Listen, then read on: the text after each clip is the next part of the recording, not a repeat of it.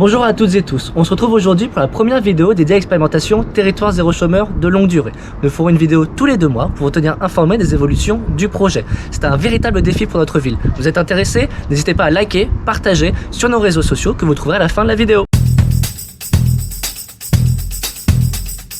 L'expérimentation consiste à trouver un emploi pour ceux qui n'en ont pas et qui souhaitent travailler. Nous parlons d'ailleurs de privation d'emploi. Qu'est-ce que la privation d'emploi? Parfois, on souhaite travailler, mais pour différentes raisons, on ne trouve pas un emploi. Pour les questions de santé, de garde d'enfants, de mobilité. Ça, c'est le principe général. L'idée, c'est de faire de l'emploi un droit.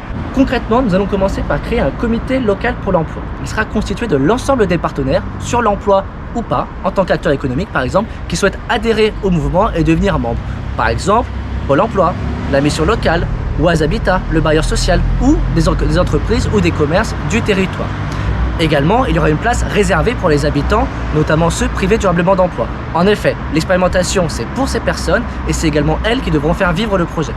Après le comité local pour l'emploi, l'idée sera de créer une entreprise. Oui, une entreprise. Elle sera située directement sur la ville. Nous ne savons pas encore quel type d'activité ou de service nous ferons. Effectivement, cela fait partie de l'expérimentation. Nous souhaitons adapter le travail à ceux qui en recherchent un. C'est-à-dire que nous demanderons aux personnes ce qu'elles aiment faire, ce qu'elles savent faire et sur ce quoi elles sont prêtes à se former. Ça, c'est la première chose. Évidemment, nous ferons en fonction du territoire. Avec de nouveaux services et de nouvelles activités, nous ne ferons pas de concurrence sur ce qui existe déjà. Par exemple, il existe le groupe Loiseleur juste à côté de la mairie. Nous ne ferons peut-être pas des services sur les espaces verts. Si nous réussissions notre expérimentation, nous aurons des aides de la part de l'État et du département pour financer les emplois que nous allons créer. Très concrètement, nous allons dès aujourd'hui mobiliser un groupe d'habitants, à la fois pour trouver des solutions d'emploi pour chacune des personnes dans l'existant, mais aussi mobiliser un groupe d'habitants pour imaginer et construire la future entreprise. Les futurs salariés qui imaginent la future entreprise, ça change, non ?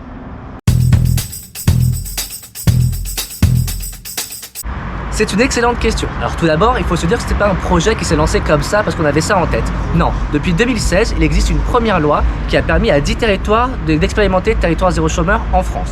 En 2020, parce que ça a plutôt bien marché, une seconde loi pour 50 nouveaux territoires. Nous, Villers-Saint-Paul, nous voulons faire partie de cette deuxième loi. Des villes dans les Hauts-de-France comme Tourcoing et Los se sont déjà lancées dans l'aventure, mais également d'autres comme Paris. Au niveau de l'Oise, nous serons le 3e territoire à lancer Territoire Zéro Chômeur, après Beauvais et Compiègne.